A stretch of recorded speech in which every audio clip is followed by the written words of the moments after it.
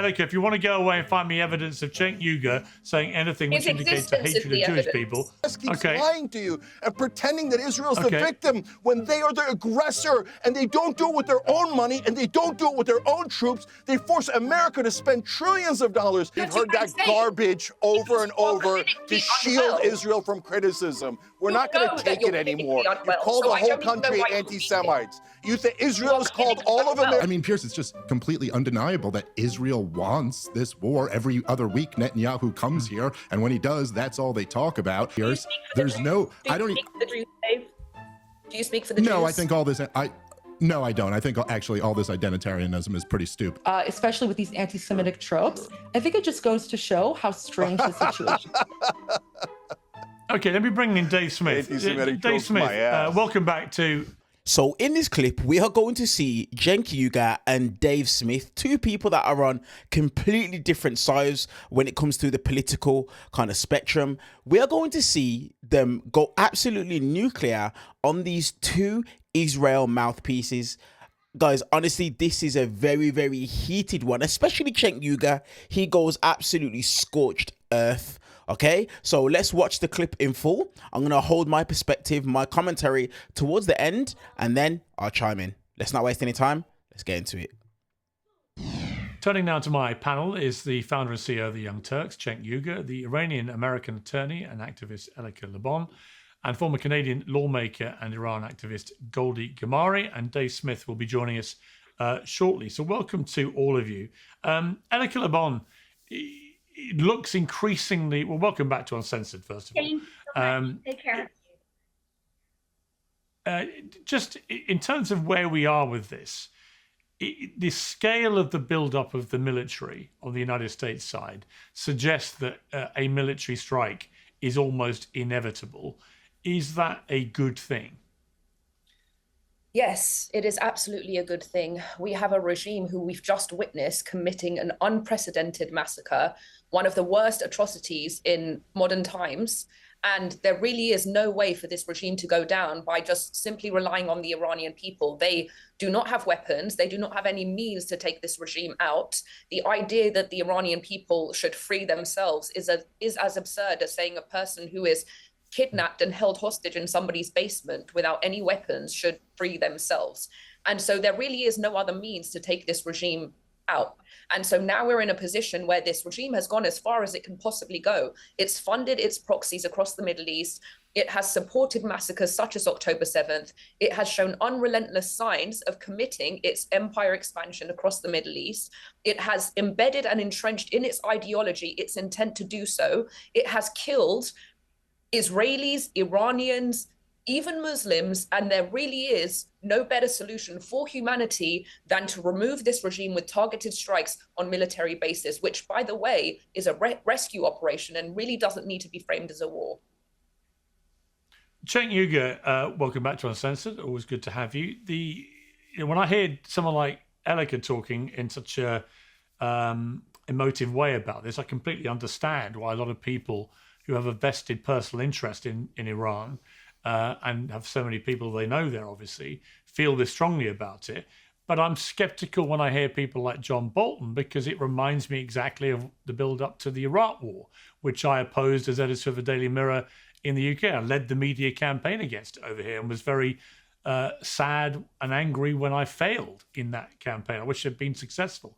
But it's the same kind of jungle drums beating. And the problem is, once you go into a place like Iraq, as it turned out, or now Iran, then it's very hard to control the sequence of events that follows. I don't see this as being as clean a situation as, say, Venezuela, where you just take out Maduro and everyone goes home. I think this could be a real hornet's nest. Yeah.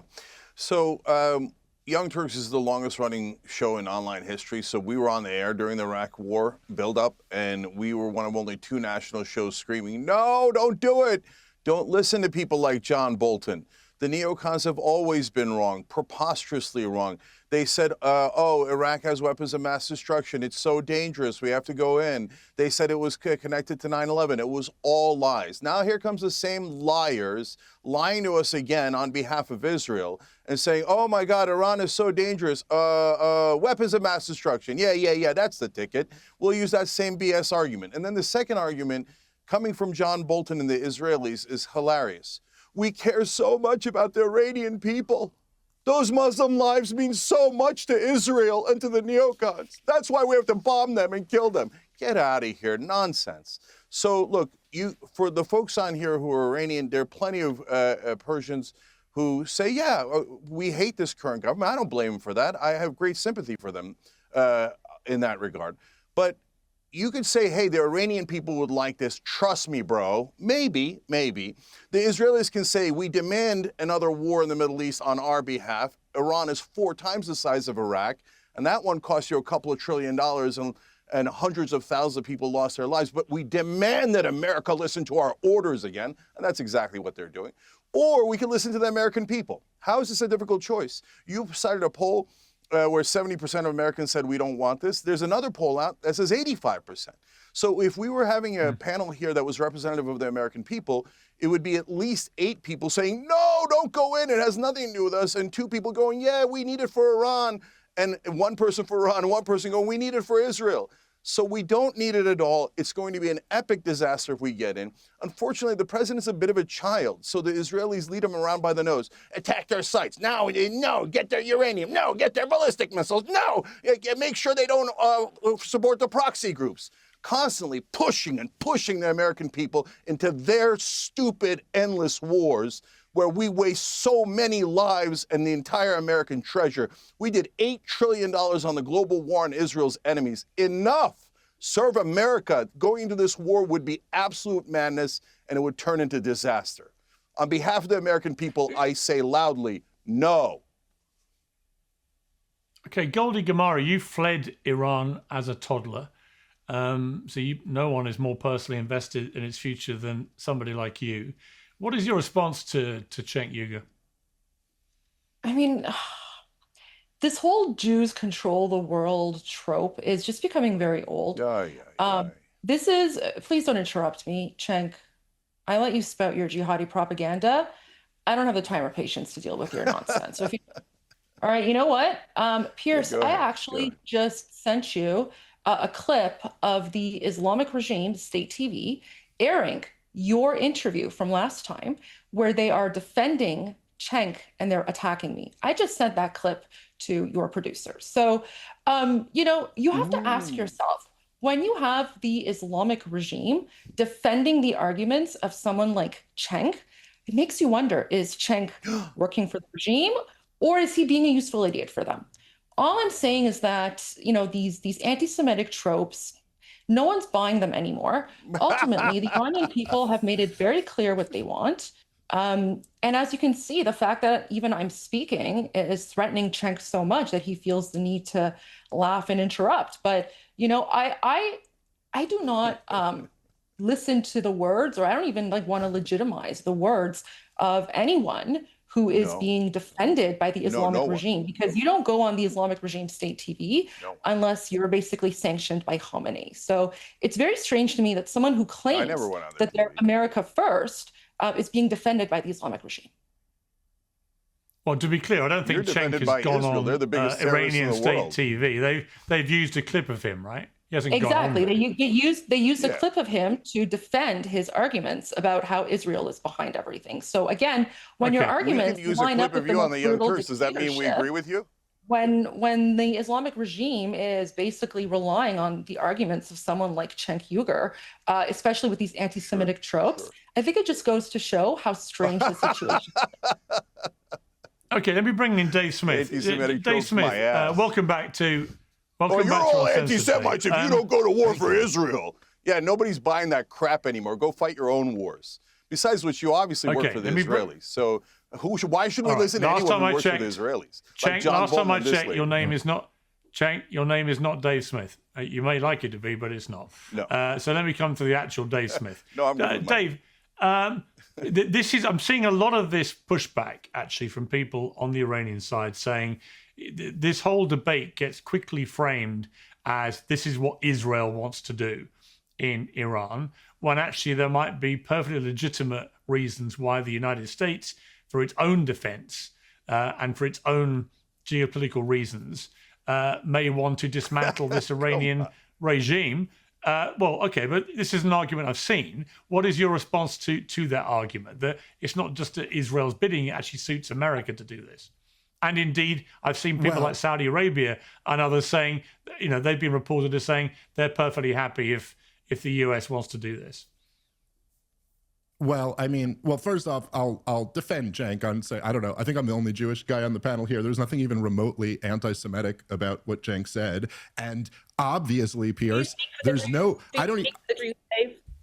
Do you speak for the Jews? No, I think all this, no, I don't. I think actually all this identitarianism is pretty stupid, but I think it was pretty stupid to call Cenk anti-Semitic for saying that obviously Pierce, it's just completely undeniable that Israel wants this war. Every other week, Netanyahu comes here, and when he does, that's all they talk about. And if you want to say that, look, of all the wars, in fact, John Mearsheimer and Walt wrote that great book, The Israel Lobby, and they had a couple of great anecdotes in there where U.S. officials were saying during the Iraq war to the Israelis, like, hey, shut up, because you're making this look like this is a war for Israel. Like, you don't want to reveal that too much. In this case, this is clearly a war for Israel. That's what the geopolitical motivator is here. And listen, for you guys, I'm an anti-government guy across the board. I'm anti all governments, including the mullahs and the Ayatollah. But if you're actually arguing that U.S. foreign policy moves based on humanitarian impulses, it's just too ridiculous.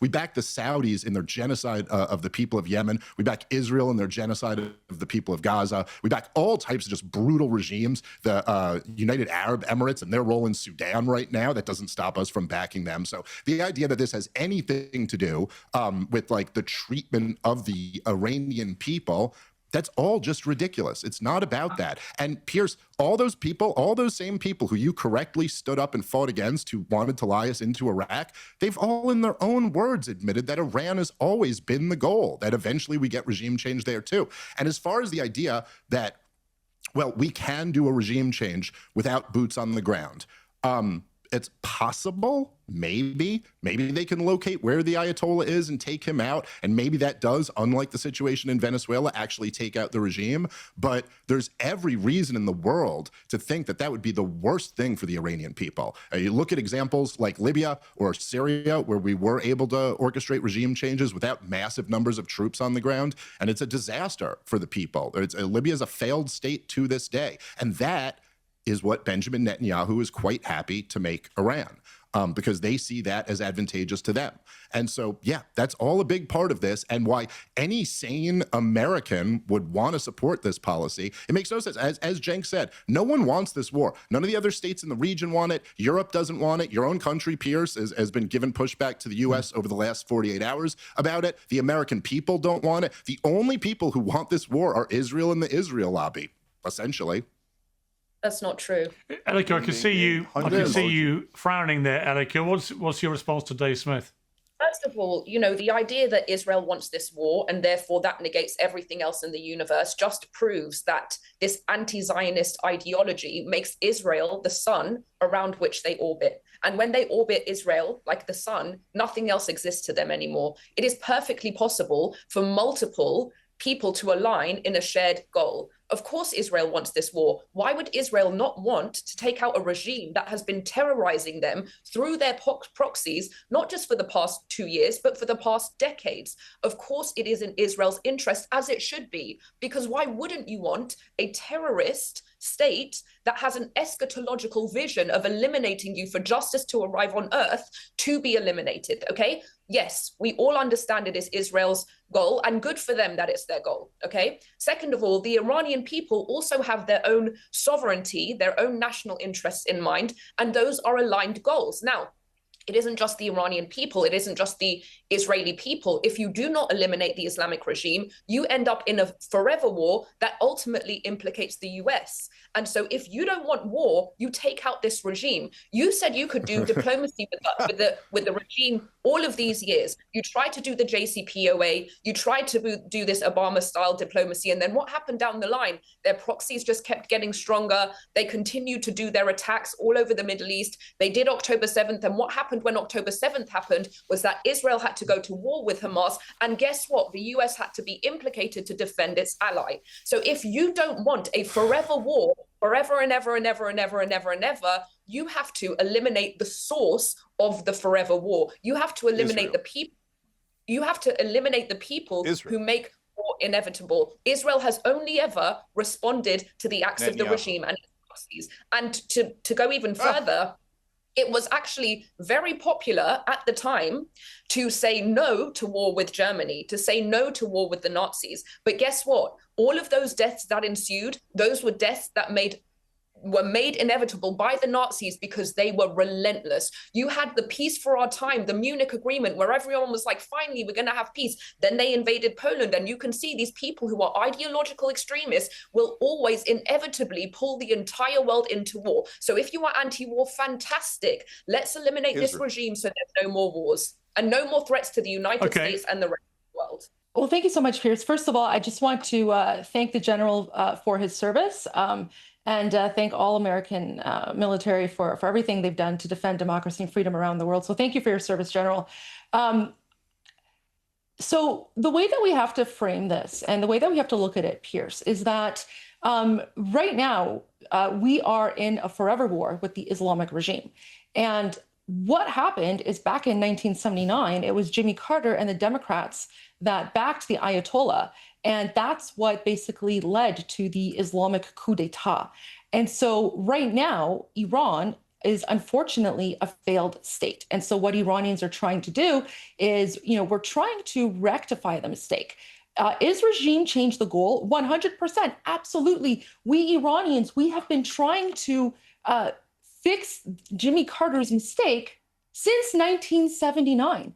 And this is the first time since the Islamic regime took over that we actually have a United States president who is standing with the Iranian people, recognizing full well that U.S. and Iranian interests are aligned right now. And by Iranian, I mean the Iranian people. I don't mean the Islamic regime that's occupying us. Because, as the general said, prior to 1979, Iran and the United States were allies. So right now, the country is currently in that failed state situation.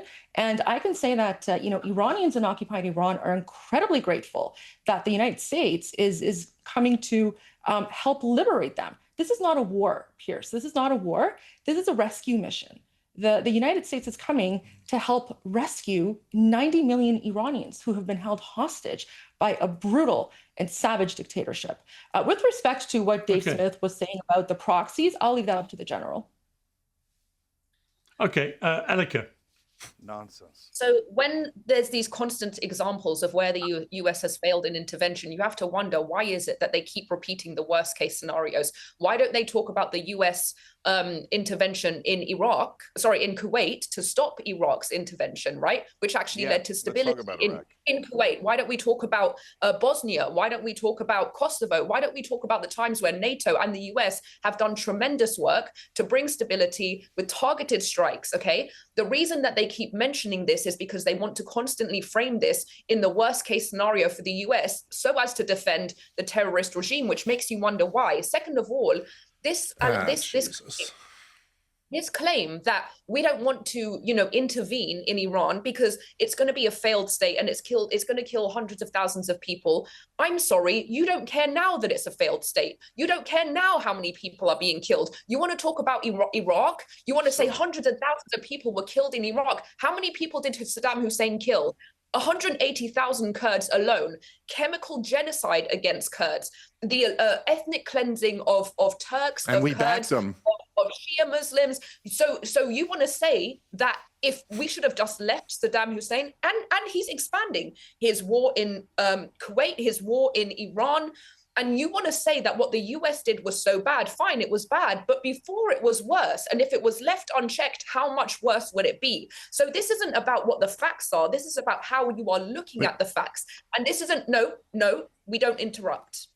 This is an intentional... I was just going to ask a question. You interrupted me before, plenty of times. Ask me my question after. You can ask me my question You're not my teacher, so don't like scold me. Stop. We're not looking at this through the lens of fact. We're looking at this through the lens of how can we look at this in the most negative way so we don't support attacks on the regime. Second of all, this constant thing about Israel is the one that wants this war. We have all conceded and acknowledged that Israel does for obvious reasons. You're talking about, you take Israel and you take the IRGC, you take this terrorist regime that has enshrined an eschatological vision to eliminate Israel in its charter and has repeatedly acted on that vision. Any sane country in the world, whether it was US or Israel, would obviously want to protect itself. So you're talking about a liberal democracy that seeks safety and protection of its own people, and you're talking about a terrorist state that wants to eliminate that state. And so to even look at this in any other lens is just to be out of touch with reality. You talk about Israel doing these strikes on Hezbollah, when Hezbollah is the one that is throwing its rockets into Israel. You talk about its strikes on the Houthis.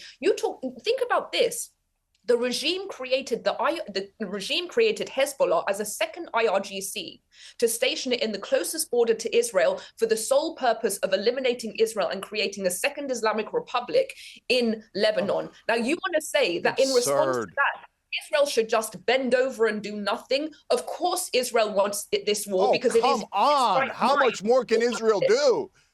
It is endless goddamn war because of Israel. Can I respond to this utter rubbish, this garbage Israeli propaganda? Anti-Semitism is a mind virus, and you've lost your mind. Okay, so just be quiet. Yeah. Anti-Semitism. Blah blah blah blah. We've heard that garbage over and over to shield Israel from criticism. We're not going to take it anymore. You call the whole country anti-Semites. You think Israel has called all of America anti-Semites. 85% of us don't want this war.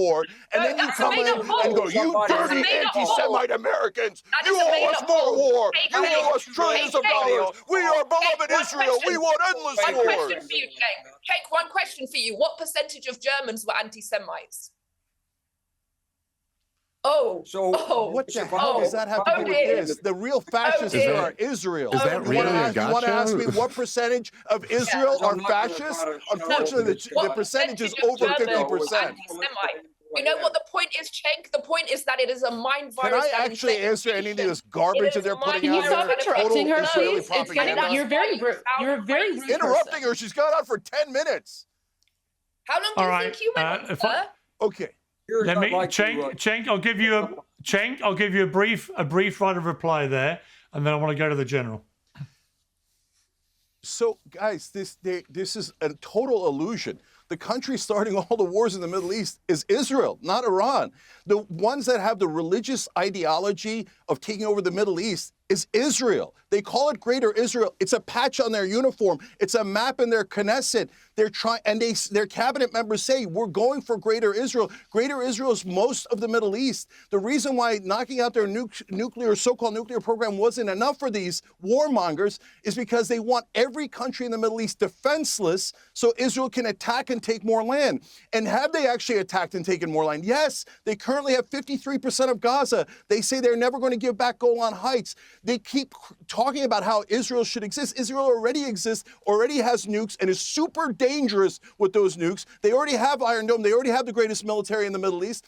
It's the Palestinians who don't exist because the Israelis won't allow them. The Israelis are doing a fascist Greater Israel project, and our press won't talk about it, even though the Israelis talk about it nonstop. We've shown video after video on the Young Turks of how they're going for Greater Israel. And the idea that Iran is taking over their neighbors, they haven't taken over any neighbors. Israel keeps taking land while our press keeps lying to you and pretending that Israel's the victim when they are the aggressor, and they don't do it with their own money and they don't do it with their own troops. They force America to spend trillions of dollars and lose American soldiers For Israel, 85% of this country does not want it. When you hear this propaganda telling you, yeah, Israel wants it, and if Israel doesn't get what it wants, we're going to call all of you anti-Semites. All you Americans are anti-Semites unless you give Israel $330 billion, spend $8 trillion on the global war on terror, and we want another war and another war. And then they pretend Iran wants endless war. Israel is making us pay for their endless war. Don't listen to the liars. Stand up for the American people. You've made the not point. The Israeli people. I'm looking at this propaganda. Now she's talking about how the Iraq war was a great idea. You made your point, Cenk. And how we're going to be greeted as liberators. That's what they told us in Iraq. No, the Iranian people also do not want to be bombed. That is an Israeli lie. Okay, we're running out of time. I just want you've actually reminded me, and I want to come to Dave Smith quickly for this, then go to the general. Tucker Carlson interviewed the U.S. ambassador to Israel, Mike Huckabee, this week. And Mike Huckabee said something that managed to get condemnation from pretty much every other country in the region, because he said this. This particular area that we're talking about now, Israel, is a land that God gave through Abraham to a people that he chose. It was a people, a place, and a purpose. We can look at it that way. Christian Zionism, I want to go back because that's where we started. I'm not going to let you off on this because you have said it 3 times that God gave this land to this people. What does that mean? Does Israel have the right to that land? Because you're appealing to Genesis. You're saying that's the original deed. It would be fine if they took it all. Take it all, Dave, was the U.S. ambassador to Israel.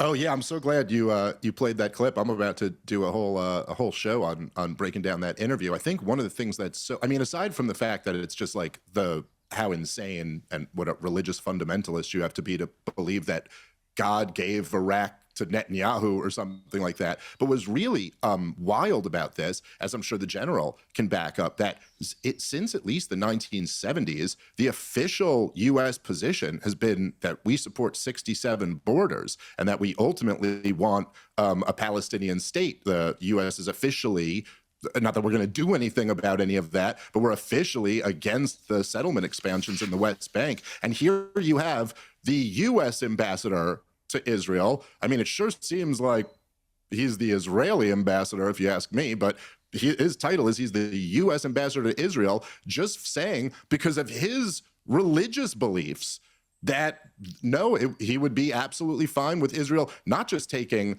the West Bank and Gaza and the Golan Heights as they have since 1967, but evidently, Pierce, taking huge swaths of Iraq, Jordan, Lebanon, and for anybody who does not believe that God promised Iraq to Netanyahu, that is just insanity. And you do notice on this panel how a lot of people beat up on the mullahs for being religious extremists, and like, I got no beef with you on that. It certainly is true that they are. But as Cenk was pointing out, the level of extreme religious fanaticism that drives policy, both U.S. policy toward Israel and Israeli policy at the top of their government, there really is something to behold. We're not as secular and as one might believe. And I just want to say, and then I'll shut up for the rest of the panel, but I do got to say, man, Pierce, as I know you've seen all the time, you know, this thing where like if we start arguing that we shouldn't have war in Iran, then the response that we get is like, oh, you must secretly love the Ayatollah or something like that. The only reason you're doing this is because you want to protect that regime. This is like the lowest IQ, most bad faith form of political argumentation. And, you know, people did say the same thing about people like you, Pierce, and evidently people like you, General Clark, which I was unaware of, who opposed the war in Iraq. You were protecting Saddam Hussein or spreading Saddam talking points. Over the last couple years, Pierce, isn't it amazing just on your show, I love Vladimir Putin and I love Hamas, and I also love the Iran, and I guess I love the Houthis, but actually I'm just like a Jewish libertarian from Brooklyn who doesn't want to see more people get killed and my country get bankrupted. That's really the truth of this. And for all of you guys, your response is always, excuse me, no interrupting, little girl. And for all of you guys, for all of you guys.